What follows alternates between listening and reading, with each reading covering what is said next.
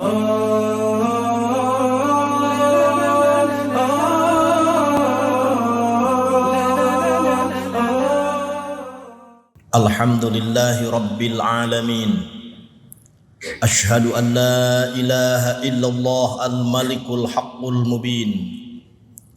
Wa ashhadu anna sayyidana wa maulana Muhammadan abduhu wa rasuluh sadiqul wa'dil amin. Allahumma salli ala sayyidina wa maulana Muhammadin wa ala alihi wa sahbihi ajma'in. Faya ibadallah, usikum wa iyaya bitaqwallah la'allakum sa'idu ila jannatin na'im. Qala Allah ta'ala fil Qur'anil Karim, a'udzu billahi minasy syaithanir rajim. Dhaharal fasadu fil barri wal bahri bima kasabat aydin nas liyudhiqahum ba'dalladzi amilu la'annahum yarji'un. Hadirin sidang Jum'ah yang sama-sama mengharap ridho Allah Subhanahu wa ta'ala. Mengawali khutbah ini, khatib berwasiat untuk pribadi serta seluruh sidang Jum'ah rahimakumullah agar sama-sama meningkatkan kualitas takwa dengan melaksanakan segala perintah Allah dan menjauhi segala yang dilarang Allah Subhanahu wa ta'ala dalam hidup dan kehidupan kita selamanya, kapanpun dan dimanapun kita berada. Bagi hamba yang bertakwa kepada Allah Subhanahu wa ta'ala, bersyukur, bertafakur, dan tadzakur adalah hal yang sangat penting sebagai manifestasi kehambaan yang Allah perintahkan di bumi yang kita cintai ini. Kita bersyukur kepada Allah, negeri tercinta Indonesia ini selain memiliki kekayaan yang berlimpah, juga panoramanya begitu indah. Gunung-gunung tinggi menghijau berpayungkan awan, padi-padi menguning tersusun laksana hamparan permadani, ombak di laut bergumul menghempas ke tepian pantai. Betapa indah, dan tiada alasan untuk kita tidak bersyukur kepada Allah. Sumber daya manusianya begitu banyak, dari Sabang sampai Merauke. Tidak kekurangan sarjana, dan tidak sedikit kita memiliki orang-orang yang pintar dan profesional di bidangnya masing-masing. Hanya kita sering berpikir, mengapa negeri kita berada pada kelas negara dunia ketiga, dan negara dunia ketiga atau negara berkembang itu pada umumnya masih memiliki 5 kemiskinan: miskin ilmu, miskin metode, miskin informasi, miskin ekonomi, dan yang sangat kita prihatin sedalam-dalamnya, miskin dari sisi moral atau pekerti. Negeri tercinta ini sering terseok-seok untuk membangun bangsanya sendiri, dan masyarakat sering merasakan kesulitan yang tiada henti. Kadang-kadang sulit kepada siapa harus menggantungkan hidupnya, ketika harus mengurai kesulitannya, ketika biaya pendidikan mahal, ketika biaya kesehatan mahal, ketika pengangguran sulit mendapatkan lapangan pekerjaan. Haruskah teriak di tengah lapang? Haruskah teriak di pinggir pantai? Haruskah teriak di puncak-puncak gunung? Yang itu tiada yang mendengar dan tiada jawabannya. Maka Al-Quran memberikan solusi. Negeri tercinta ini perlahan tetapi mesti melaju setapak demi setapak setiap hari untuk memiliki sumber daya manusia yang berkualitas. Dan sumber daya manusia berkualitas, kata Al-Quran, sedikitnya ada beberapa tanda sumber daya manusia yang berkualitas yang harus sama-sama kita upayakan dan kita usahakan untuk bisa kita wujudkan dalam kehidupan berbangsa, bernegara, dan beragama.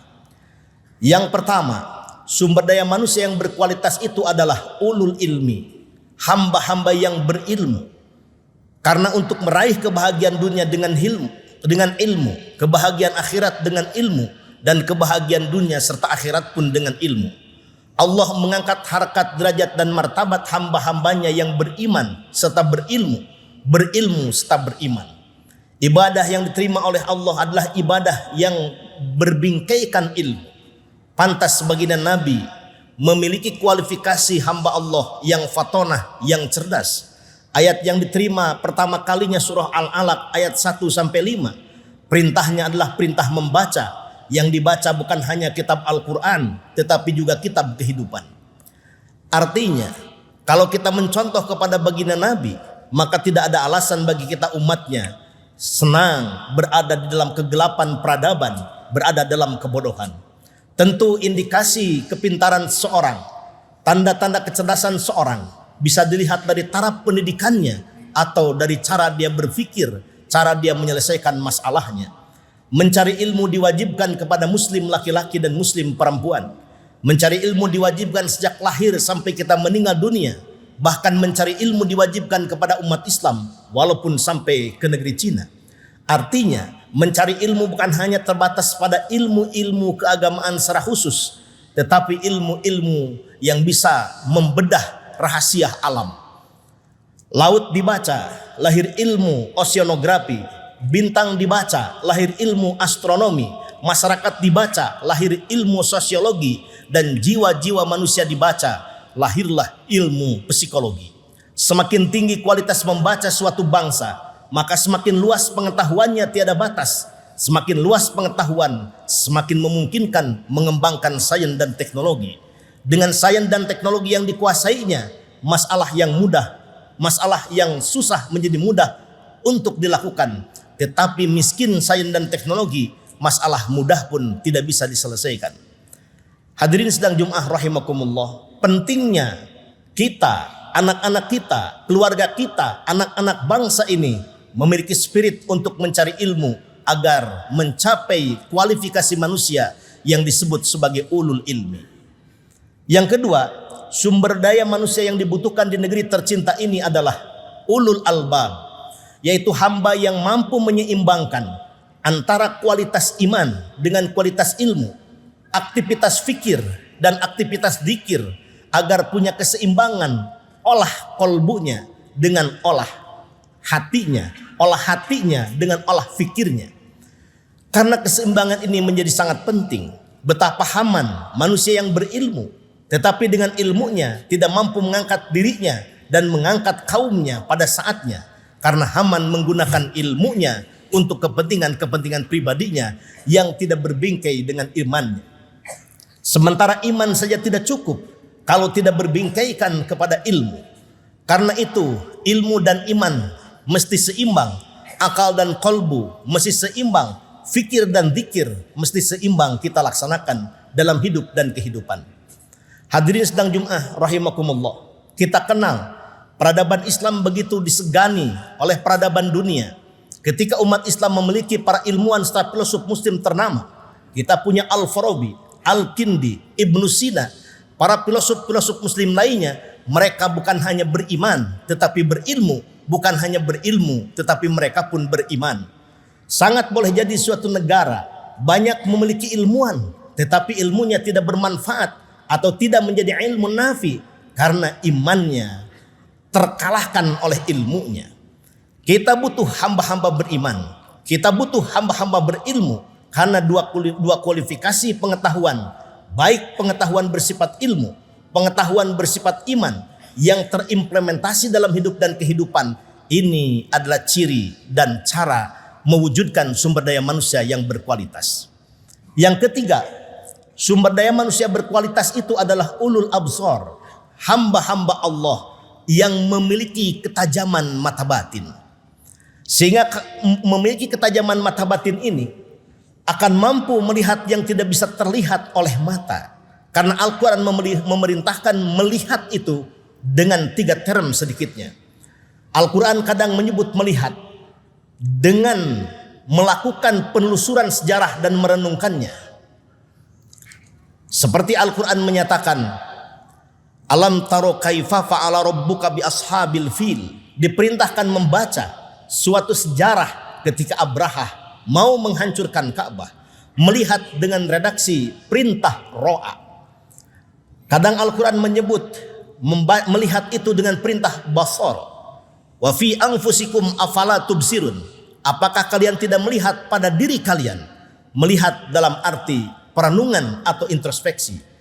Tetapi kadang-kadang Al-Quran memerintahkan kepada kita agar melihat, yaitu dengan perspektif ilmu dan metode tertentu. Afala yang duruna ilal ibili kaifa khuliqat.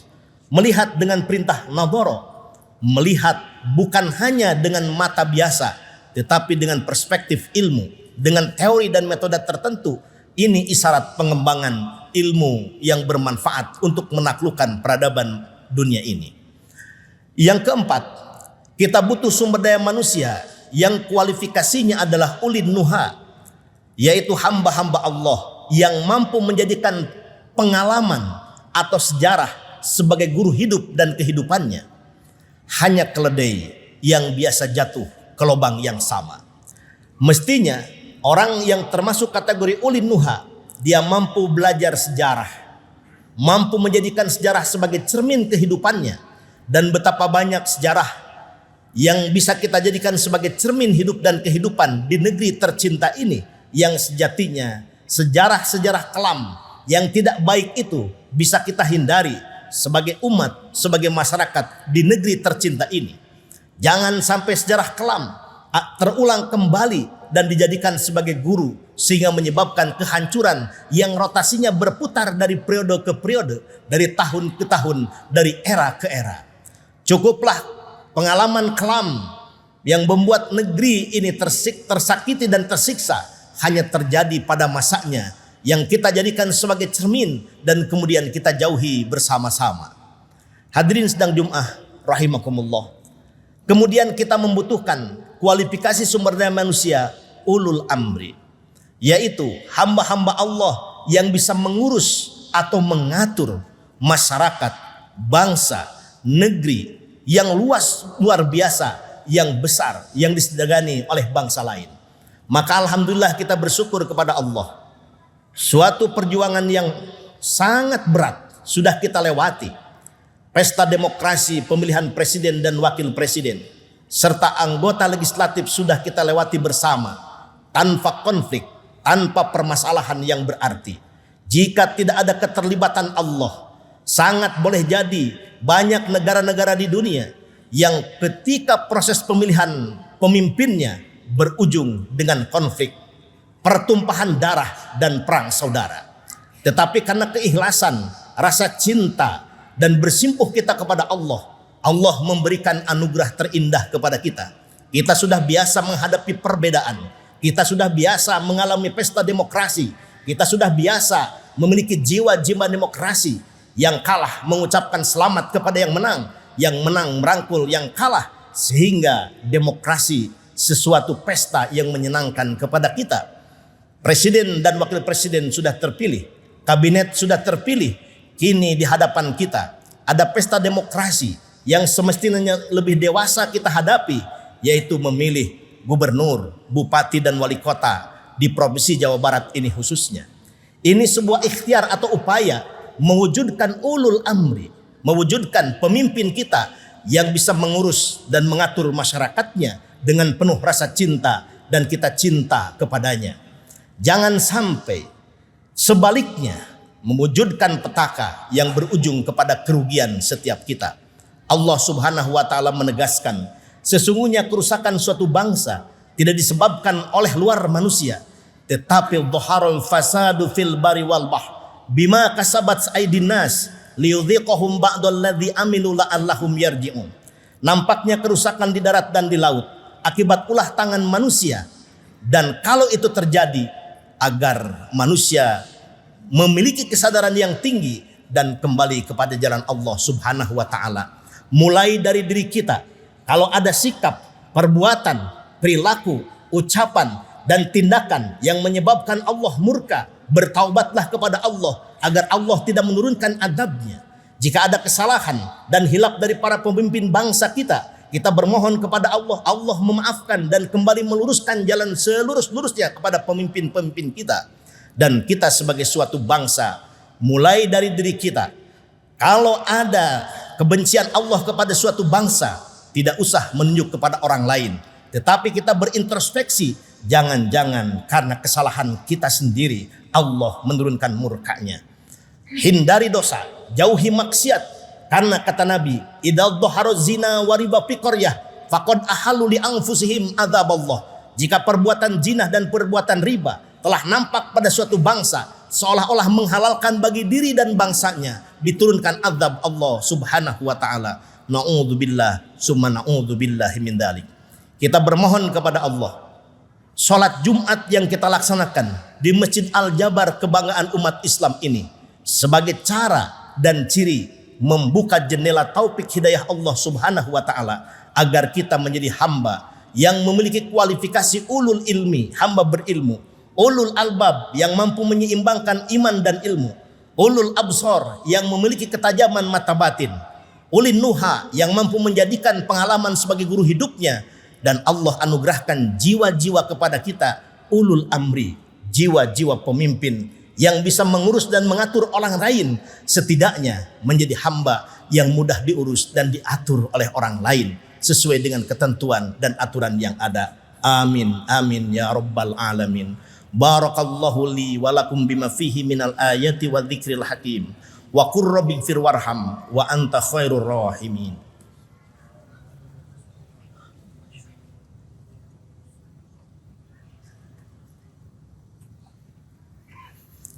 Alhamdulillah, asyhadu an la ilaha illallah wahdahu la syarikalah, wa asyhadu anna sayyidana wa maulana Muhammadan abduhu wa rasuluh la nabiyya ba'dah. Allahumma salli ala sayyidina wa maulana Muhammadin wa ala alihi wa sahbihi wa mawalah. Faya ibadallah, usikum wa iyaya bitaqwallah la'allakum sa'idu fid dunya wal akhirah. Qala Allah ta'ala fil Qur'anil Karim, a'udzu billahi minasyaitonir rajim. Innallaha wa malaikatahu yusholluna 'alan nabi ya ayyuhalladzina amanu shallu 'alaihi wa sallimu taslima. Allahumma salli wa sallim wa barik amin ya rabbal alamin.